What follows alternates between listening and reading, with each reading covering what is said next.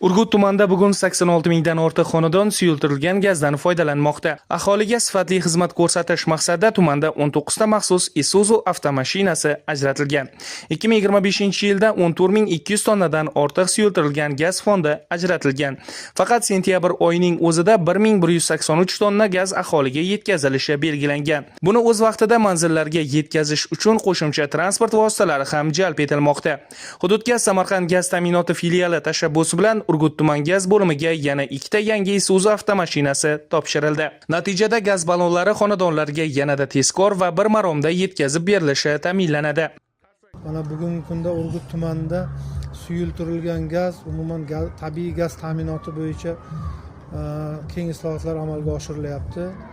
Bu yerda aholini o'sha sifatli gaz bilan ta'minlash bo'yicha hudud gaz va mana shu tuman gaz xodimlari tomonidan kecha-yu kunduz tinimsiz xalqqa sifatli xizmat ko'rsatish bo'yicha ishlar amalga oshirilyapti. Buni natijasi sifatida mana shu Urgut tumani bugungi kunda 94% suyultirilgan gaz ballon, 6%imiz o'sha tabiiy gaz bilan ta'minlangan.